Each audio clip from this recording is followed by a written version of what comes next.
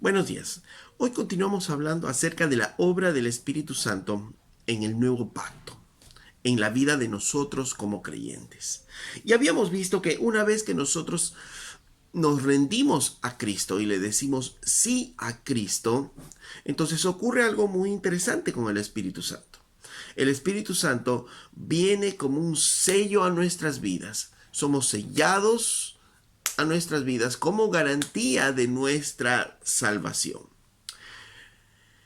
Pero a su vez el Espíritu Santo empieza desde ese momento a morar en nosotros y se queda morando en nosotros para siempre. Ocurre además otro evento, que es el bautismo. Recordemos que Juan el Bautista decía, viene uno detrás de mí, del cual no soy digno de amarrar su calzado, pero yo os bautizo en agua, pero él os bautizará en Espíritu Santo y fuego. Entonces, cuando creemos nosotros en Jesucristo, somos bautizados con el Espíritu Santo y Jesucristo nos sumerge, porque justamente bautizo habla de sumergir. Entonces, nos sumerge en qué?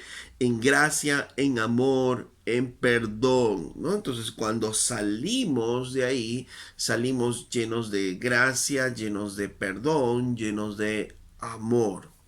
Pero a su vez, el Espíritu Santo también nos bautiza. En el primer caso, Jesucristo era el agente bautizante. En el segundo, es el Espíritu Santo. Y como habíamos visto, el Espíritu Santo inmediatamente, ¿dónde nos sumerge?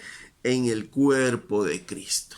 Nos sumerge en el cuerpo de Cristo y salimos como miembros del cuerpo de Cristo, ¿no?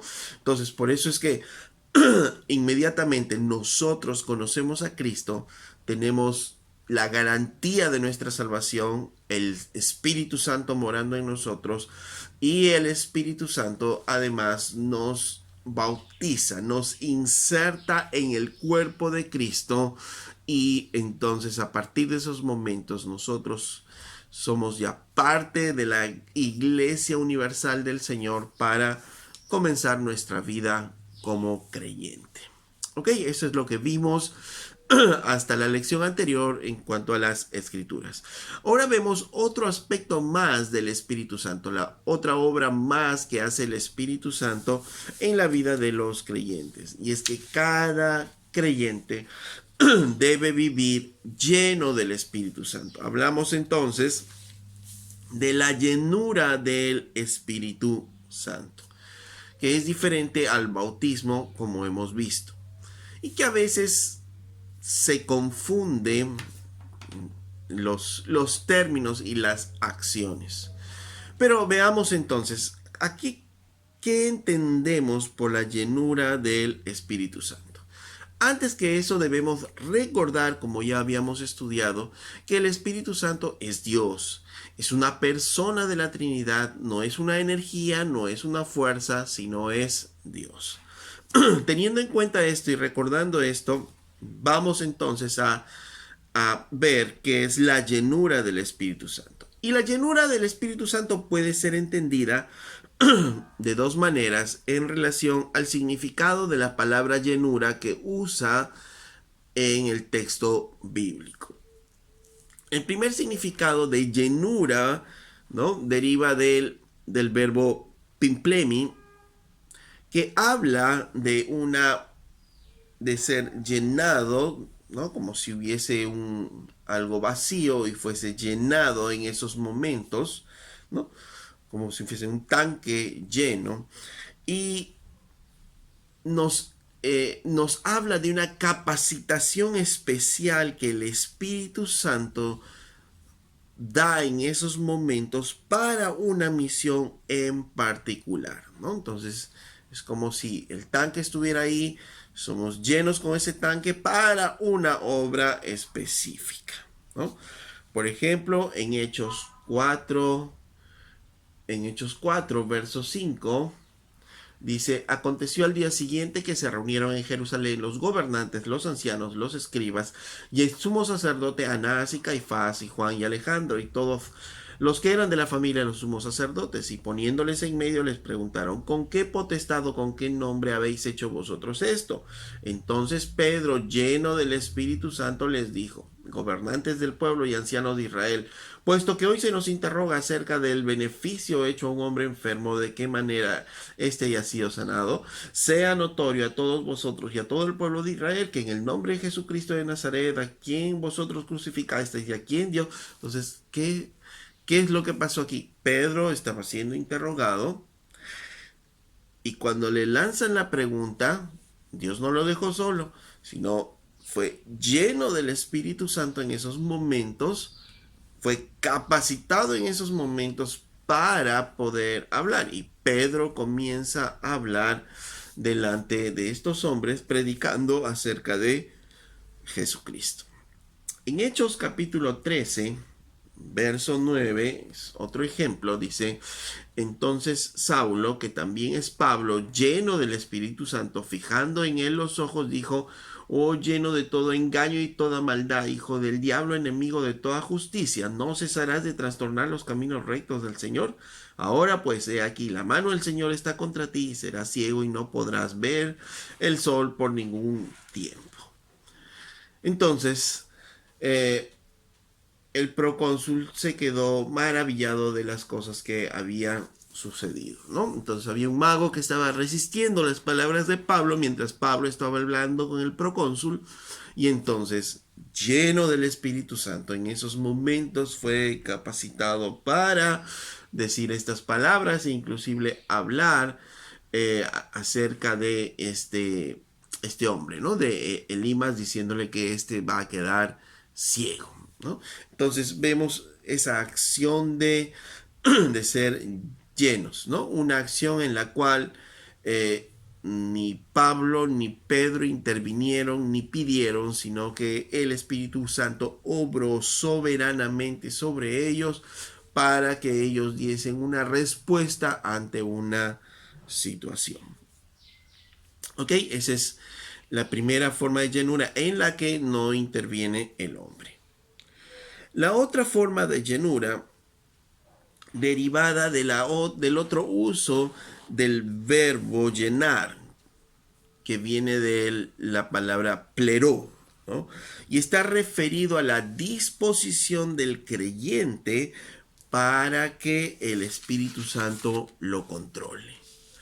En el primer caso, como vimos, el Espíritu Santo no es controlado o manipulado por el hombre, sino es la soberanía del Espíritu Santo actuando. Porque acordémonos que Él es Dios, que es una persona y que tiene voluntad, ¿no? Por eso es que Jesús mismo en Juan 3:8 decía: el viento sopla de donde quiere y oye su sonido, mas ni sabes de dónde viene ni a dónde va. Así es todo aquel que es nacido del Espíritu. ¿Por qué? Porque de pronto llegó el Espíritu Santo a ellos de una manera especial, capacitándolos para algo, y sorprendió obviamente a los oyentes lo que dijeron estos hermanos en ese momento.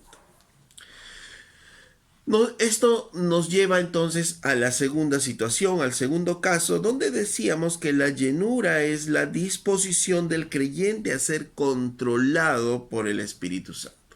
Vamos a Efesios 5:18. Pablo dice: no os embriaguéis con vino, en lo cual hay disolución, antes bien sed llenos del Espíritu, hablando entre vosotros con salmos, con himnos y cánticos espirituales, cantando y alabando al Señor en nuestros corazones, dando siempre gracias por todo al Dios y Padre, en el nombre de nuestro Señor Jesucristo.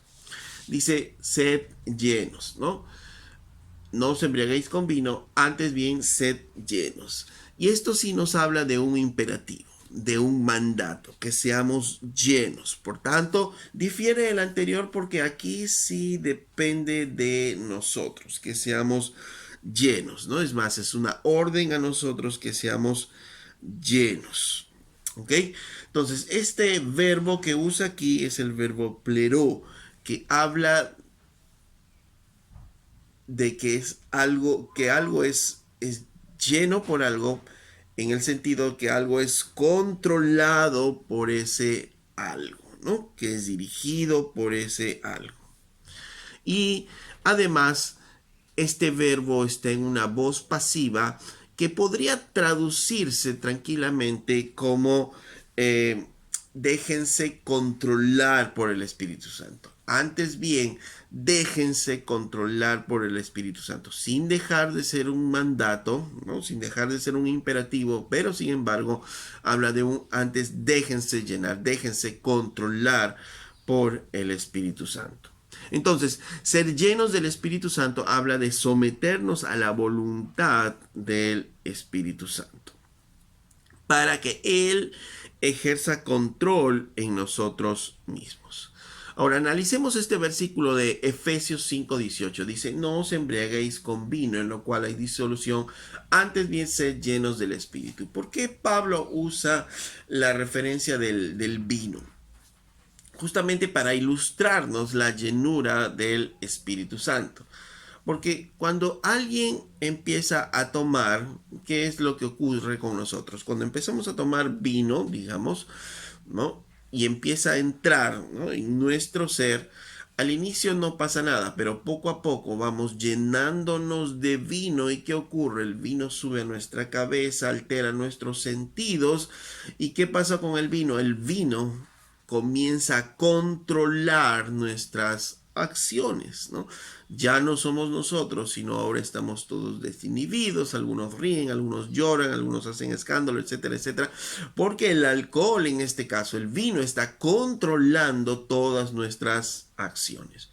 Cuando nos vaciamos de ese vino, ya volvemos a nuestro control normal. Entonces, esa es la idea con no os embriaguéis con vino, en lo cual hay disolución, sino más bien sed llenos del Espíritu. Entonces, la idea es no se dejen controlar por el vino, sino más bien déjense controlar por el Espíritu Santo. Porque si ustedes se dejan controlar con el vino, hay disolución. Déjense controlar con el o por el Espíritu Santo. De nuevo, tenemos que recordar que el Espíritu Santo es una persona. El Espíritu Santo es Dios mismo, no es una energía. Por tanto, no podemos pensar que el Espíritu Santo es como una gasolina, ¿no? Que le echamos al tanque y le vamos a llenar el tanque lleno, tanque medio vacío, ¿no? En otras palabras, no estamos ni medio vacíos del Espíritu Santo, ni medios llenos del Espíritu Santo, ok, ya nos llenamos del Espíritu Santo y a medida que pasa el día nos vamos vaciando del Espíritu Santo y necesitamos llenarlo. No, esa no es la idea. La idea habla del control. No te dejes controlar por el vino, sino déjate controlar por el Espíritu Santo, ¿no? Una ilustración para esto es como si tú invitaras a alguien, a una persona a tu casa. Invitas a una persona a tu casa y esa persona entra en tu casa y tú le dices, muy bien, tú te vas a acomodar, esta es la sala y puedes estar aquí en la sala. Si tú necesitas algo, me llamas y yo vengo y te ayudo en lo que necesitas. Entonces, ¿qué es lo que está pasando ahí? Invitas a la persona, pero sin embargo la persona está limitada en hacer lo que tenga que hacer. No vamos a ver en acción a esa persona porque le has dicho que prácticamente se quede ahí en ese lugar y que si necesita algo, él te va a llamar, ¿no? Si necesita agua, si necesita una fruta, él te va a llamar para que lo haga. Pero diferente es cuando tú invitas a una persona y él entra a tu casa y le dices, mire, ¿sabes qué? Esta es la sala, estos son los cuartos, este es el baño, esta es la cocina, ¿no? Aquí está el agua, aquí está la fruta. Cuando tú quieras, toma el agua. Cuando tú quieras, toma la fruta. Cuando tú quieras, prende el televisor. Esta es tu casa. Y entonces, ¿qué es lo que pasa con esa persona? Esa persona puede moverse en libertad en toda mi casa y voy a verlo operar a él tal y como es, porque le voy a dar la libertad para que lo pueda hacer. Algo así es es como para ilustrar la presencia del Espíritu Santo en nuestras vidas. No es del todo igual, pero podemos ilustrar de esta manera la presencia o la llenura del Espíritu Santo en nuestras vidas. Entonces, de nuevo, hablar de llenura del Espíritu Santo es hablar entonces de dejarnos controlar por el Espíritu Santo. Y no como un evento particular, sino como un hecho continuo, como diariamente en todas nuestras vidas como creyentes. Por eso es que el mandato es ser llenos del Espíritu.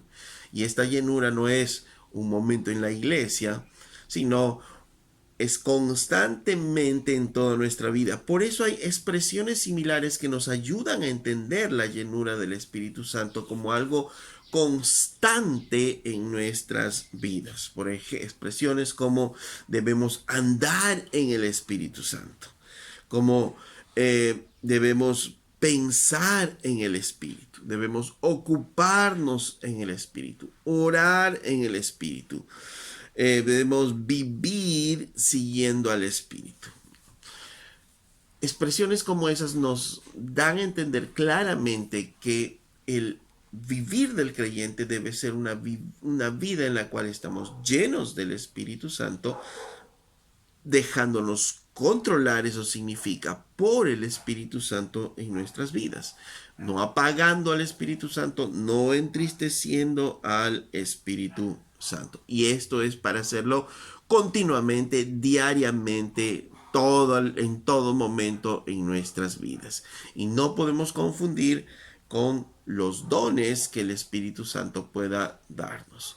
Porque alguien puede existir un cristiano que no esté lleno del Espíritu Santo, sí.